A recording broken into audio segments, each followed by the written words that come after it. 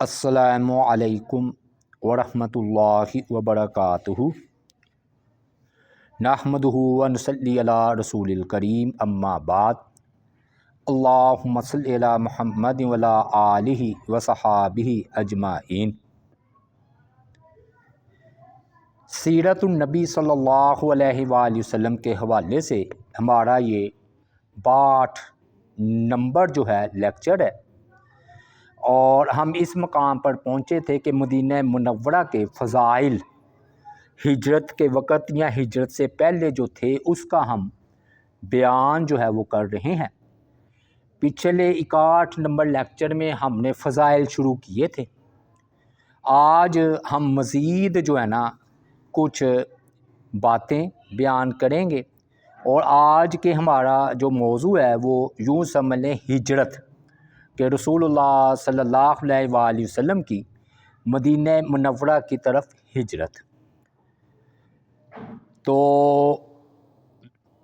جو مدینہ میں ایک تھی وادی عقیق، وادی عقیق، تو اس کی بھی فضیلت ہے کہ رسول اللہ صلی اللہ علیہ وآلہ وسلم نے فرمایا، رات نا میرے پاس میرے رب کا ایک فرشتہ آیا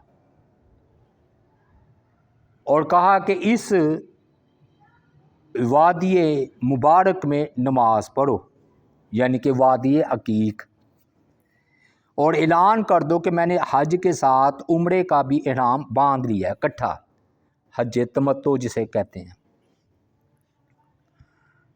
اور رسول اللہ صلی اللہ علیہ وآلہ وسلم کے بعد جب عبداللہ بن عمر رضی اللہ تعالی عنہ جب بھی اس وادی سے گزرتے تو اس مقام پر یعنی کہ وادی عقیق پر قیام فرماتے، جہاں سے رسول اللہ صلی اللہ علیہ وآلہ وسلم نے جہاں پر قیام فرمایا تھا۔ اور یہ جگہ نا ادھر مسجد بھی ہے جو وادی عقیق کے درمیان ہے، اور یہ ان کے قیام کی جگہ راستے اور وادی کے درمیان ہے۔ تو وادی عقیق کی فضیلت ثابت ہوئی کہ آپ نے فرمایا کہ فرشتے نے مجھے یہ کہا ہے کہ آپ ادھر جو ہے وہ نماز پڑھیے۔ پھر مدینہ میں نا ایک احد کا پہاڑ ہے، وہ بڑا مشہور ہے، جنگ جو ہے نا احد کا پہاڑ جو ہے نا، یہ کہتے ہیں مسجد نبوی سے 5.5 کلومیٹر دور ہے۔ تو آج کل مدینہ کی آبادی اس وقت مقام تک احد پہاڑ تک پہنچ چکی ہے، بلکہ اس کے ارد گرد پھیلی ہوئی ہے، اور یہ حرم میں داخل ہے، مدینہ کے حرم میں احد کا پہاڑ۔ اسی وجہ سے اسے حرم والی فضیلت بھی حاصل ہو گئی ہے، اور اس کا رنگ جو ہے نا وہ سرخی مائل ہے احد پہاڑ کا، اور لمبائی 6 کلومیٹر ہے، مشرق سے مغرب 6 کلومیٹر لمبا پہاڑ ہے یہ۔ تو جب نبی علیہ السلام غزوہ تبوک سے واپس مدینے آ رہے تھے تو رسول اللہ صلی اللہ علیہ وآلہ وسلم نے مدینہ کو دیکھ کر فرمایا کہ یہ مدینہ ہے۔ غزوہ تبوک سے واپسی پر نظر پڑی نا احد پہاڑ پر، تو فرمایا یہ احد ہے، یہ ایسا پہاڑ ہے جو ہم سے محبت کرتا ہے اور ہم اس سے محبت کرتے ہیں۔ بڑی بات ہے، بڑی بات۔ پہلا مسئلہ اس سے یہ معلوم ہوا کہ ہمارے ہاں جو ذہن ہے نا کہ پتھر میں شعور نہیں ہوتا، سمجھ نہیں ہوتی۔ آپ تو فرما رہے ہیں احد پہاڑ ہم سے محبت کرتا ہے، تو محبت زندہ بندہ کرتا ہے نا، حساس، جس کے اندر جذبات ہوں، تو احد پہاڑ محبت کرتا ہے، کیونکہ کائنات کی ہر چیز اللہ تعالیٰ کی تسبیح کر رہی ہے۔ دوسرا مسئلہ اس سے معلوم ہوا کہ وہ آپ کو پہچانتا بھی ہے، کیونکہ ہمیشہ محبت جو ہے نا پہچان کے بعد ہوتی ہے۔ اگر ہم امام بخاری کو، امام مسلم کو، امام شافعی، احمد بن حنبل، امام مالک، امام ابو حنیفہ سے محبت کرتے ہیں تو پہچان کے بعد ہی کرتے ہیں نا، صحابہ کرام سے محبت۔ تو معلوم ہوا کہ احد کا پہاڑ آپ کو پہچانتا بھی ہے۔ تیسرا مسئلہ اس سے یہ معلوم ہوا کہ جس کے دل میں نبی علیہ الصلوۃ والسلام کی محبت نہیں، وہ پتھر سے بھی سخت دل ہے، کہ پتھر کا پہاڑ ہے نا احد، وہ تو آپ سے محبت کرتا ہے اور ہم نہ کریں۔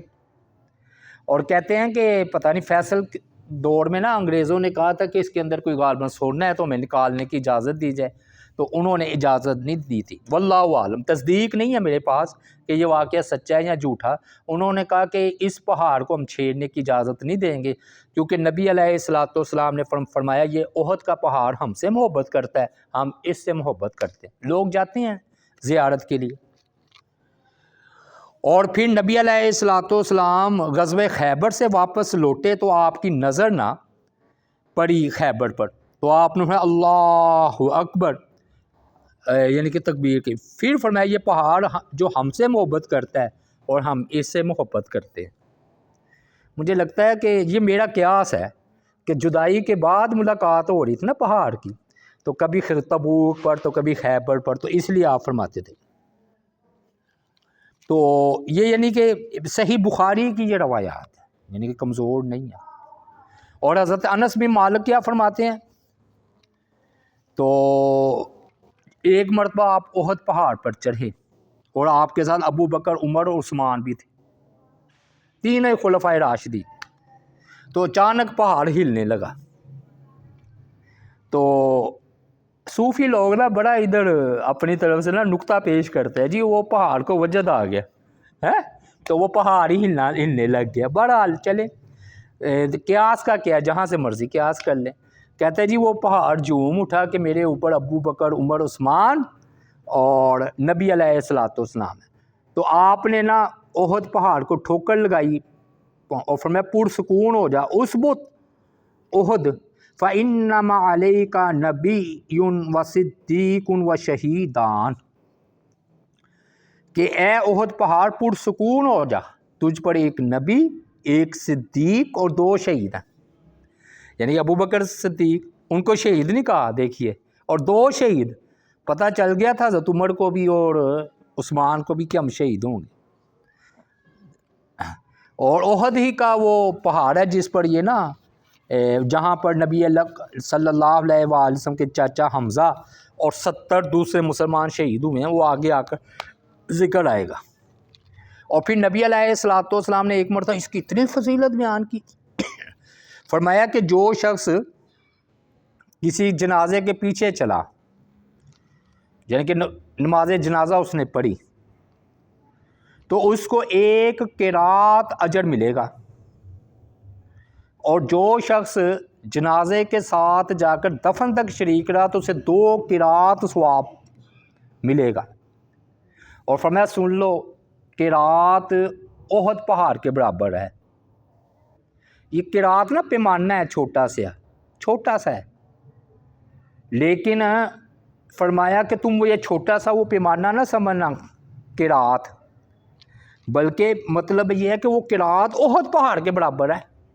یعنی کہ اگر کوئی بندہ جو ہے نا وہ میت کی نماز جنازہ اور اس کے دفن تک شریک رہے تو اسے احد پہاڑ کے برابر ثواب ملتا ہے، 2 احد پہاڑ۔ اور میں نے بتا دیا کتنا لمبا ہے وہ احد پہاڑ، اتنا ثواب ہے اس میں۔ ہاں یہاں پر میں وضاحت کر دوں علمی طور پر، جو حدیث میں آ رہا ہے نا کہ جو کتا رکھے گا تو اس کے ثواب میں روز 1 قرات کی کمی واقع ہوگی، تو وہ قرات وہی قرات ہے، اس کو نہیں کہا احد کے برابر۔ تو چلا علماء جو ہوتے ہیں نا وہ ذرا ڈراتے ہیں نا کہ بھی کتا رکھو گے، تو پھر ہر بندے کا ذہن جاتا ہے کہ احد پہاڑ کے برابر ہمارا ثواب کم ہو جائے گا۔ ادھر احد پہاڑ مراد نہیں، کیونکہ وہ اللہ تعالیٰ کا عدل کا مقام ہے نا، تو ادھر اللہ تعالیٰ نے قرات کا مطلب قرات ہی ہے، لیکن بڑا شوقیہ کتا رکھنا، ویسے تو چونکی داری کے طور پر ضرورت کے تحت رکھا جا سکتا ہے، شوقیہ طور پر کتا ہی رکھنے سے ثواب میں جو ہے وہ کمی واقعہ ہوتی ہے۔ بقی کی بھی فضیلت ہے جی، قبرستان ہے جو بقی کا، تو یہ دکھائی بھی ہوئی ہیں انہوں نے نشانیاں، یہ نقشہ دیا ہوا ہے کہ رسول اللہ صلی اللہ علیہ وسلم جنت البقیع تشریف لے جاتے اور وہ جو قبرستان جانے کی دعا نہیں وہ مانگتے، السلام علیکم دار قوم مؤمنین واتاکم ما توعدون غدا مؤجلون وانا ان شاء اللہ بکم لاحقون اللہم اغفر لاہل بقیع الغرقد۔ کہ اس گڑھ کے مومن مکینوں تم پر سلامتی ہو، تمہیں کل وہ چیز ضرور مل جائے گی جس کا تم سے وعدہ کیا جاتا تھا، یعنی کہ جنت۔ بات تھوڑی سی دیر ہے، اور اگر اللہ نے چاہا تو ہم تم سے ضرور ملنے والے ہیں۔ اے اللہ بقیہ غرقت والوں کی مغفرت فرما۔ تو مسئلہ کیا ثابت ہوا کہ جب قبرستان جائیں تو السلام علیکم، ہمارے یہاں تو اہل القبور ہے نا، یہ روایت مسلم کی ہے، دار قوم مومنین، کہ اے مومنین کے گھر والوں۔ یہاں پر میں نا آپ کو 2-3 لگتے دلچسپ نکتے بیان کرتا چلا جاؤں، تو میرا ذوق ہے نا وہ میری رگ پھڑک رہی ہے نکتوں والی۔ پہلی بات تو اس میں یہ ہے کہ یہ دار کہا ہے۔ آپ حیران ہوں گے کہ آخرت کو اللہ تعالیٰ نے قرآن مجید میں گھر کہا ہے، دنیا کو اللہ نے گھر نہیں کہا۔ یہ کوچ کا مقام ہے، یعنی کہ فرمایا کہ میری تو مثال ایک مسافر کی طرح ایک درخت کے نیچے بیٹھا، پلو جا رہا پھر آگے چلا گیا۔ اور قرآن مجید میں جو میرا طالب علم کے فہم کے مطابق اللہ نے دار الآخرت تو کہا ہے، دار الدنیا کہیں نہیں کہا، کیونکہ یہ گھر ہے ہی نہیں۔ تو گھر جو ہے نا وہ قبر کو کہا ہے یا جنت، اور جنت کو کہا ہے۔ دوسری بات اس میں یہ ہے کہ جو تم سے وعدہ کیا تم وہ پالو گے، مطلب یہ ہے کہ جو جنت میں ہے نا، جنت میں، جنت ابھی انہیں ملی نہیں جو عالم برزخ میں ہے، صحیح اس جسم کے ساتھ آخرت میں قیامت کے بعد جنت میں جانا، ورنہ تو ادھر شہداء بھی ہیں اور شہداء جنت میں ہیں اور ان کو رزق بھی دیا جاتا ہے، لیکن کامل جو جانا ہے نا جنت میں وہ اس جسم کے ساتھ آخرت میں ہے۔ تیسری بات کہ اگر اللہ نے چاہا انشاءاللہ تو ہم تم سے ملاقات کرنے والے ہیں۔ سوال، ادھر سوال کھڑا ہوتا ہے بھی موت تو یقینی ہے، تو ادھر یہ کہنا انشاءاللہ اگر اللہ نے چاہا، تو انشاءاللہ تو ظنی مقام پر کہا جاتا ہے، یقینی مقام پر نہیں کہا جاتا۔ مثلا میں کہوں جی میں انشاءاللہ مر جاؤں گا، وہ تو انشاءاللہ کہنے کی ضرورت ہی نہیں ہے، وہ تو لازمی مرنا ہے۔ انشاءاللہ ادھر کہتے ہیں جہاں پر دونوں احتمال ہوں، ادھر بھی ادھر بھی۔ تو یہاں پر انشاءاللہ کیوں کہا؟ کیونکہ موت تو ہر ایک ہے بھئی، ادھر مرنے والے کے بارے میں نہیں کہا کہ ہم نے مرنا ہے انشاءاللہ، یہ نہیں کہا، یہ کہا کہ تم بھی جنتی ہو تو انشاءاللہ ہم بھی تمہارے ساتھ ملنے والے ہیں جنت میں، انشاءاللہ ہم بھی کہتے ہیں اللہ تعالیٰ ہمیں بھی احد والوں میں شامل فرمائے انشاءاللہ۔ یہ کہا ہے، سمجھ آئی نا نکتہ؟ یعنی کہ جو سوال پیدا ہوتا ہے کہ وَإِنَّا إِنشَاءَ اللَّهُ بِكُمْ لَاحِقُونَ، کہ بے شک ہم اگر اللہ تعالیٰ نے چاہا بِكُمْ لَاحِقُونَ، کہ یقیناً تم سے ملنے والے ہیں، تو انشاءاللہ کہا ہے کہ تم بھی جنتی ہو تو انشاءاللہ ہم بھی جنتی ہیں۔ تو اور پانچواں ایک اور آپ کو دلچسپ نکتہ بتاؤں، ہمارے ہاں پتہ کیا سمجھا جاتا ہے انشاءاللہ کے حوالے سے، کہ جب بندہ کوئی کام کرے انشاءاللہ کہے تو کامیاب ہو جاتا ہے لازماً۔ تو یہ اکثر ہے، کلی قانون کوئی نہیں ہے کہ انشاءاللہ کہنے سے ہر ایک کو کامیابی ملے۔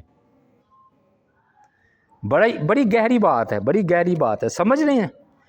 ہمارے ہاں کیا سمجھا جاتا ہے کہ کوئی کام شروع کرو بسم اللہ پڑھو یا انشاءاللہ کو ہو جائے گا، نہیں، بعض اوقات انشاءاللہ بھی اگر آپ کہیں تو کام نہیں ہوتا۔ دلیل، آپ کہیں گے دلیل چاہیے، حضرت موسیٰ علیہ السلام نے خضر علیہ السلام کو کہا تھا انشاءاللہ اگر اللہ نے چاہا تو آپ مجھے صبر کرنے والوں میں سے پائیں گے، تو واقعی وہ نا حالات ہی ایسے آئے وہ صبر کر نہیں سکے۔ پتہ ہے نا واقعہ ہے نا، سورہ کہف ہے کہ نہیں ہے؟ دیکھیے میں نے کہاں سے باہر نکال کے آپ کو دی ہے۔ روز ہر جمعے نا سورہ کہف پڑھا کریں، ہر جمعے، دجال کے فتنے سے بندہ محفوظ، اور بڑی زبردست صورت ہے، یعنی کہ بندہ نا اس میں گوتے لگاتا ہے ڈوب جاتا ہے، بڑے بڑے موتی نکلتے ہیں اس سے علم اور حکمت کے۔ لیکن میں نے آپ کو بتا دیا کہ موسیٰ علیہ السلام نے کیا کہا؟ انشاءاللہ کہا نا، اور انشاءاللہ کہہ کر بھی ناکام ہو گئے. کیوں جی؟ کیسی بات میں نے آپ کو بتائی ہے؟ تو اس لیے انشاءاللہ کہنے سے لازمی نہیں کہ کام ہو. پانچواں بھائیو اس سے یہ ہے کہ اے بقیہ غرقت والو، اللہ تعالیٰ تمہاری جو ہے نا وہ مغفرت فرمائے. اب ایک روایت یہ جنت البقیع کے بارے میں تھا، تو ایک اور روایت میں آپ کو بیان کرتا ہوں. حضرت عائشہ صدیقہ فرماتی ہیں کہ میں آپ کو نا ایک بات بتاتی ہوں. اس کسی صحابی کو کہا، انہوں نے کہا کہ ضرور بتائیے. تو حضرت عائشہ رضی اللہ تعالیٰ عنہ نے کہا میری باری رات کی تھی، یعنی کہ نبی علیہ السلام کی 11 بیویاں تھیں نا، تو آپ نے باری تقسیم کر رکھی تھی، ہر ایک رات ایک ایک بیوی کے پاس رہتے تھے. تو میری باری تھی، رسول اللہ صلی اللہ علیہ وسلم میرے گھر میں تھے. اچھا دلچسپ بات یہ ہے کہ یہ بشرم یہ ہوتے نا شیعہ جعفری، وہ کہتے جو اہل بیت میں سے نہیں ہیں ازواج مطہرات. تو حضرت عائشہ فرماتی میرے گھر میں آپ کی باری تھی، تو میرا گھر کیا ہوا؟ وہ نبی علیہ السلام کا گھر تھا نا، جس میں حضرت عائشہ صدیقہ تو فرماتی میرے گھر میں نبی علیہ السلام کی باری تھی. تو مطلب یہ ہے کہ یہ گھر نبی علیہ السلام نے لے کر دیا ہوا تھا نا، تو آپ کا بھی تھا، آپ کی بیویوں کا بھی تھا. تو میرے ہاں تھے. آپ نے نا کروٹ لی، پھر اپنی چادر سنبھالی اور جوتے نکال کر اپنے پائیں مبارک کے آگے رکھ دیے. پھر چادر کا کنارہ اپنے بچھونے پر بچھایا اور لیٹ گئے. تھوڑی دیر ٹھہرے رہے حتیٰ کہ آپ نے خیال کیا کہ میں سو گئی ہوں. اب وہ علماء بریلویہ غور کریں جو کہتے ہیں جی نبی علیہ السلام کو ہر چیز کی خبر ہوتی ہے، آپ کو کلی غیب کا علم ہوتا ہے. حضرت عائشہ فرماتی ہیں کہ آپ نے گمان کیا کہ میں سو گئی ہوں. یہ میں مسلم سے بیان کر رہا ہوں باتیں، صحیح مسلم سے. تو انہوں نے گمان کیا کہ میں نہ سو گئی ہوں. پھر آپ نے آہستہ سے چادر لی، آہستہ آہستہ جوتے پہنے، چپکے سے دروازہ کھولا اور خاموشی سے باہر نکل گئے. مطلب یہ ہے کہ جو سو رہا ہے اس کا آپ نے خیال رکھا ہے. ہمارے یہاں تو نہیں خیال کرتے، درم دروازہ کھول باہر. مریض کی نہیں پرواہ کرتے، دوسروں کی کیا پرواہ کرتی. تو آپ نے نا ان کا خیال رکھا کہ سو رہے ہیں تو سوتے رہے. خاموشی سے باہر نکلے، آہستہ سے دروازہ بند کر دیا. ادھر میں نے بھی اپنے چادر سر پر اوڑھی. یہ نا عورتوں کو بڑا ہوتا ہے. دیکھیں انسان ہوتا ہے. ہم یہ سوچ لیتے ہیں کہ بھئی کوئی نبی یا نبی علیہ السلام کی بیویاں کوئی ماں فوق الفطرت ہو جائیں گی. نہیں، جذبات ہر ایک کے اندر ہوتے. ان کو پتہ کیا خیال آیا کہ آپ چپکے سے کسی اور بیوی کے گھر جا رہے، یہ خیال آیا تھا. تو انہوں نے بھی اپنا کو چھپایا، ہاں جی، اور پیچھے نکل گئی. یہاں تک کہ آپ کا تعاقب کر رہی ہیں. یہ پوچھے بریلویوں سے، بڑا یہ شب برات میں یہ روایت بیان کرتے ہیں کہ یہ 15ویں شعبان کی رات. تو نبی علیہ السلام کا حضرت عائشہ صدیقہ یہ سمجھ کر تعاقب کر رہی ہیں کہ آپ کو پتہ نہیں کہ میں تعاقب کر رہی ہوں. اگر حضرت عائشہ صدیقہ کا یہ عقیدہ ہوتا کہ نبی علیہ السلام کو پتہ ہے کہ میں پیچھے آ رہی ہوں، تو جاتی پیچھے نہ جاتی، اپنے خلاف ہی دلیلیں دیے جاتے. پھر ہوا یہ کہ کہتے ہیں کہ آپ جنت البقیع پہنچے، وہاں آپ دیر تک کھڑے رہے. پھر 3 بار دونوں ہاتھ اٹھائے اور واپس تشریف لانے لگے. میں بھی لوٹ آئی. اور یاد رکھیں یہ وہ آپ کے وفات والے سال کی بات ہے. یہاں سے دلیل اخذ کی گئی ہے کہ جس بندے کو پتہ ہو نا کہ مجھے موت آنے والی ہے تو قبرستان کا ایک دورہ کر لے، ان کے لیے دعائیں کر لیں، کیونکہ بندہ دنیا سے جا رہا ہے. ہمارے زندوں کی دعائیں پھر تو نہ انہیں پہنچے گی، بندہ پھر مردوں میں شامل ہو جائے گا. تو اس لیے نبی علیہ السلام کے جیسے ان سے ملاقات کرنے گئے. جب آپ واپس آئے تو میں بھی تیزی سے واپس آئی. ایسے ہی ہونا تھا نا. تو جلدی جلدی چلنے لگے، میں بھی جلدی جلدی چل پڑی. آپ دوڑے، آپ تو اکیلے، میں بھی دوڑنے لگی. یہاں تک کہ قدرے پہلے ہی گھر آ پہنچی اور آتے ہی ایک دم لیٹ گئی. مطلب یہ محسوس کروانے کے لیے کہ میں نہیں پیچھے گئی. آپ تشریف لائے تو مجھ سے پوچھنے لگے ما لک یا عائش حشین रबिया आयशा तुम्हारा सांस फूल रहा है, और ये पेट भी फूला हुआ है, सांस जो फूल रहा था पेट भी फूला हुआ है। तो मैंने कहा मुझे कुछ नहीं हुआ। तो आपने फरमाया ला तुख बिरीनी औ ला युख बिरन्नी अल-लतीफुल खबीर, तुम मुझे ठीक बताओ वरना वो ऊपर की जो है ना लतीफ़ व खबीर अल्लाह मुझे इतला दे देगा वही के ज़रिए। मैंने अर्ज़ किया कि मेरे माँ बाप आप पर फ़िदा हों। फिर मैंने आपको सारी बात बता दी कि मसला ये था कि जो है ना, मैं समझी कि आप किसी और बीवी के पास जा रहे हैं, तो आपने फरमाया जो साया मेरे आगे आगे नज़र आता था वो तुम भी थी, इसलिए आप दौड़े ना, साया था ना साया। तो उन्होंने अर्ज़ किया जी हाँ। तो आपने ना फिर आयशा रज़ी अल्लाह ताला अन्हा फरमाती है मेरे सीने पर हाथ मारा।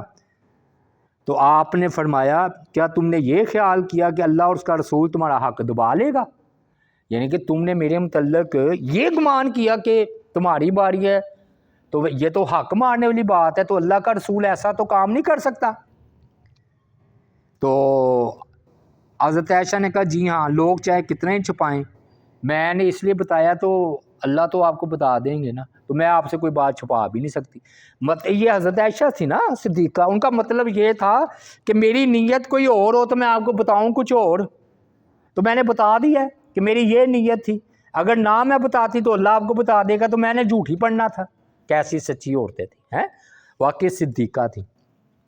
तो आप सल्लल्लाहु अलैहि वसल्लम ने फरमाया मेरे पास जिब्राईल आए थे, जिब्रील, जिस वक्त तुमने देखा तो उन्होंने मुझे पुकारा और तुमसे छुपाया, बस मैंने भी इसे तुमसे छुपाया और वो तुम्हारे पास नहीं आते, यानी कि जिब्रील तुम्हारे पास नहीं आ सकते जब तुम कपड़े उतार चुकी हो, यानी कि शर्म वाली बात है ना, मियाँ बीवी थे ना नबी अलैहिस्सलाम हज़रत आयशा सिद्दीक़ा, तो वो तुम कपड़े उतार चुकी थी तो जिब्रील नहीं आए तुम्हारे पास, मेरे पास आए, तुम सो गई थी, तो मुझे ग्वारा ना हुआ कि तुम्हें जगाऊं, और मुझे ये भी खौफ था कि तुम घबरा जाओगी।